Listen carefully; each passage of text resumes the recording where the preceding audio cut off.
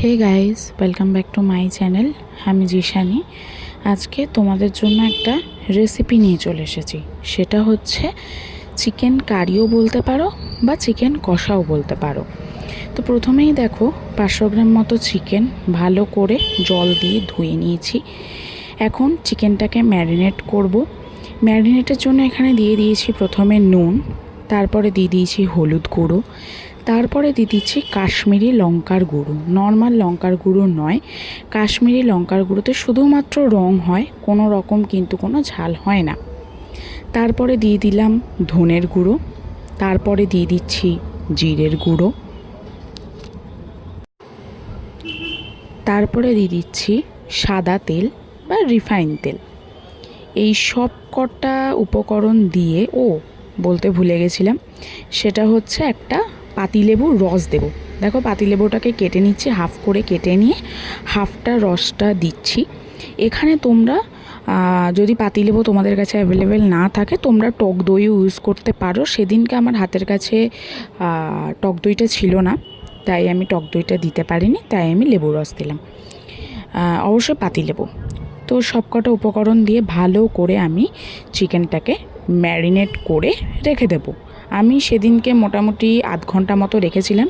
তোমরা যদি 1 ঘন্টা রাখতে পারো তো খুবই ভালো, আর যদি হাতে সময় না থাকে তাহলে আমার মতো আধ ঘন্টাও তোমরা চিকেনটাকে ম্যারিনেট করে রেখে দিতে পারো। এইবারে দেখো চিকেন বানানোর জন্য আমি এখানে আলু নিয়ে নিয়েছি, পেঁয়াজ নিয়ে নিয়েছি, আর একটা টমেটো নিয়ে নিয়েছি। ঠিক আছে,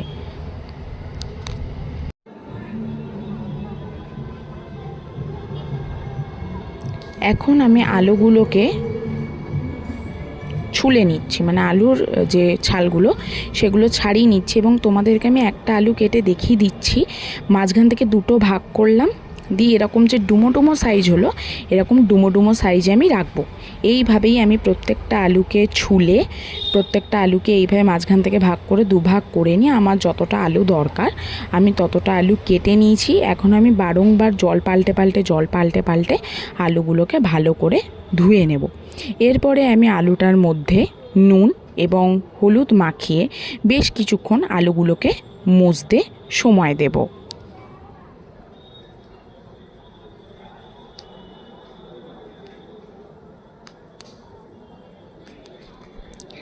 এখন দেখো এখানে পেঁয়াজ আর টমেটো নিয়ে নিয়েছি। পেঁয়াজের ছালগুলো আমি প্রথমত ছাড়িয়ে নিচ্ছি, সবকটা পেঁয়াজের আগে ছালগুলো আমি ছাড়িয়ে নেব। ঠিক আছে,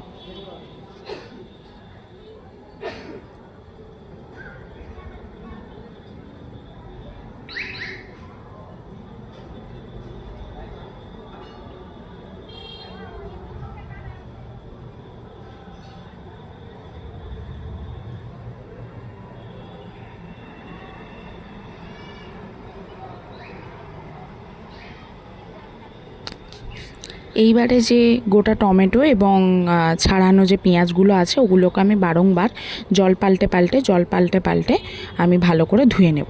এরপরে যে টমেটোটা আছে দেখো আমি এইভাবে ডুমো ডুমো করে প্রথমে কেটে নিলাম, কেটে একটা বাটির মধ্যে তুলে রাখলাম। এরপরে আমি পেঁয়াজগুলো কেটে নেব। দেখো আমি পেঁয়াজগুলো কিন্তু এখানে লম্বা লম্বা করে কাটছি।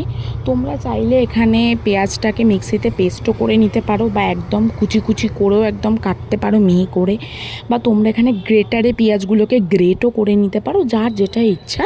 সেদিনকে আমি লম্বা লম্বা করে পেঁয়াজগুলোকে কেটে আমি মাংসটা রান্না করেছিলাম, তাই তোমাদেরকে এটা দেখালাম।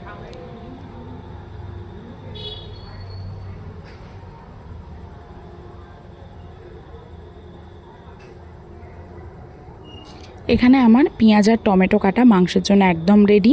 আর দেখতেই পাচ্ছ গ্যাসটা জ্বালিয়ে কড়াইটা আমি এখানে বসিয়ে দিলাম। এর মধ্যে কড়াইতে আমি দেব হচ্ছে সাদা তেল।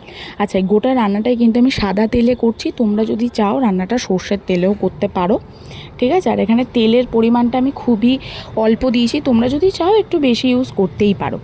তো যাই হোক, এরপরে ওই যে ম্যারিনেটেড করা আলুটা ছিল নুন আর হলুদ দিয়ে, আমি ওগুলোকে প্রথমে কড়াইতে তেলটাকে ভালো করে গরম করে নিয়ে আমি আলুগুলো ভেজে নেব। ঠিক আছে, 2 পিঠ ভালো করে কম আছে গ্যাসটাকে একদম লো করে ঢাকা চাপা দিয়ে আমি 5 মিনিট করে আমি ভেজে নেব। দেখো অলরেডি ঢাকা চাপা দিয়ে 5 মিনিট গ্যাসটাকে কমিয়ে আমি আলুর এক পিঠটা ভেজে নিয়েছি। তো এখন আমি আলুগুলোকে উল্টে দিচ্ছি অপর পিঠটা ভাজা হওয়ার জন্য। এবং চাপাটা কেন দিচ্ছি, যাতে আলুটা মোটামুটি 50 to 60% আমার সেদ্ধ হয়েছে এবং বাকিটা আমার চিকেন কষানোর সময় বা চিকেনে যখন ঝোল ফুটবে সেই সময় আমি আলুগুলো সেদ্ধ হয়ে যাবে। এখন আমার আলুগুলো ভাজা হয়ে গেছে। এখন আমি ভালো করে তেল ছেঁকে ছেঁকে একটা একটা করে আলু আমি একটা বাটিতে তুলে আলাদা করে সাইডে রেখে দেব।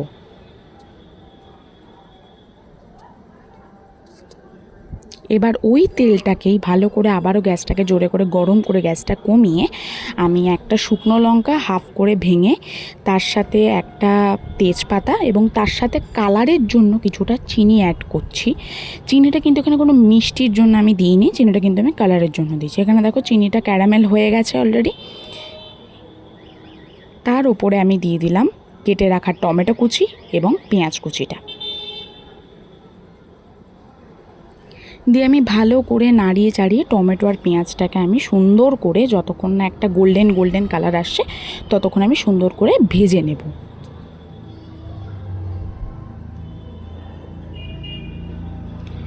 এখন যাতে একটু তাড়াতাড়ি এটা মজে যায় পেঁয়াজটা এবং টমেটোটা, সেই কারণে আমি অল্প একটু নুন দিলাম, কারণ আমাদেরকে মাথায় রাখতে হবে যে আমরা চিকেন ম্যারিনেটের সময় নুন দিয়েছি, আমরা আলু ম্যারিনেটের সময় নুন দিয়েছি, তো সেটা মাথায় রেখে আমাদের নুনটা দিতে হবে। তো এখন আমি কম আঁচে ঢাকা চাপা দিয়ে 5 মিনিটের জন্য পেঁয়াজ আর টমেটোটাকে ভাজতে দিয়ে দিয়েছিলাম।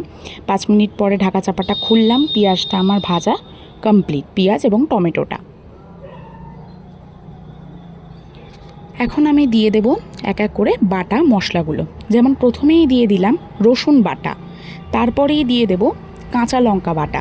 আচ্ছা, তোমাদেরকে বলে রাখি যে আমি কিন্তু রান্নাটা ঝালটা যে হবে সেটা কিন্তু কাঁচা লঙ্কাই হবে এবং কালারটা যে হবে সেটা কিন্তু কাশ্মীরি লঙ্কার গুঁড়োতে হবে, কোনো রকম কিন্তু আমি নর্মাল লঙ্কার গুঁড়ো এখানে ইউজ করিনি। আচ্ছা, তারপরে আমি দিয়ে দিয়েছি আদা বাটা।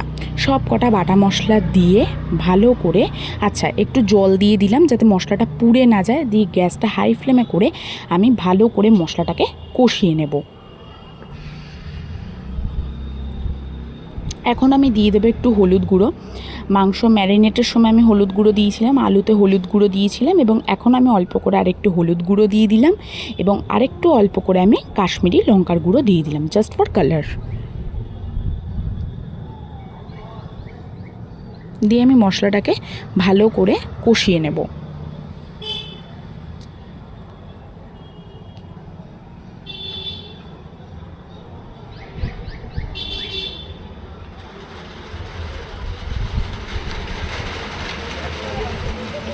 অল্প একটু জল দিয়ে দিলাম মশলাটা যাতে ধরে না যায়, তো জল দিয়ে আরেকটু কষিয়ে নিয়ে আমি ভেজে রাখা যে আলুগুলো তুলে রেখেছিলাম সেই আলুগুলো আমি দিয়ে দিলাম। এবার আলুগুলো এর সাথে কষাবো যাতে আলুগুলো একদম প্রপার সেদ্ধ হয়ে যায় এবং মশলাটা যাতে আবারও পুড়ে না যায়, সেই কারণে আমি আরেকটু অল্প সামান্য জল অ্যাড করলাম এবং গ্যাসটা কমিয়ে ঢাকা চাপা দিয়ে আমি 5 মিনিটের জন্য ওটা রান্না হতে দিলাম। 5 মিনিট পরে ঢাকাটা খুললাম, মোটামুটি আমার মশলা কষানো ডান। এরপরে আমি ওই যে ম্যারিনেট করা চিকেনগুলো যে ছিল সেই চিকেনটা আমি দিয়ে দিলাম। চিকেনটা দিয়ে এবারে আমি ভালো করে কষিয়ে নেব। গ্যাসটাকে হাই ফ্লেমে দিয়ে দিয়েছি এবং ঠিক এই পর্যায়ে আমার যে চিকেনটা যেই বাটিতে ম্যারিনেট করা ছিল সেই বাটি ধোয়া জলটাও আমি একটু অ্যাড করে দিলাম। দিয়ে এখন ভালো করে একটু গ্যাসটাকে হাই ফ্লেমে দিয়ে আমি কষিয়ে নিচ্ছি মাংসটাকে এবং বারবার নাড়াও দিচ্ছি যাতে নিচটা যাতে আমার চিকেনটা ধরে না যায়।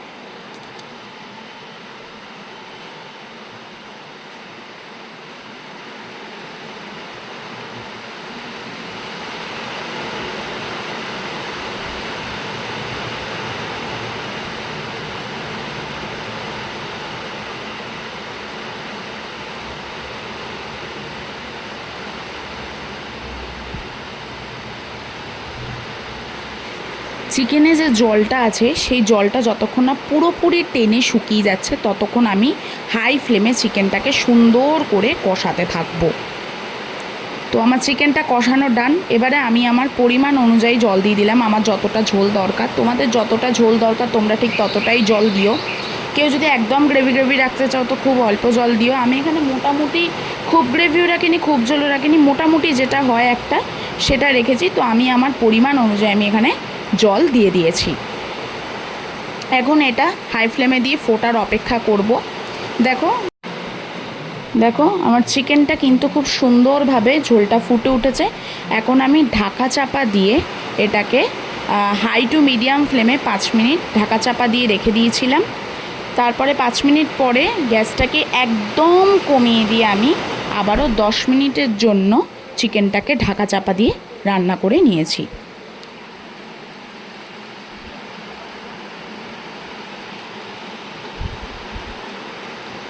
তো আমার অলমোস্ট চিকেন রান্না ডান।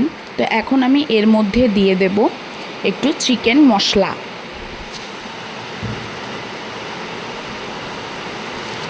এবং তার সাথে আমি দিয়ে দেব গরম মশলার গুঁড়ো।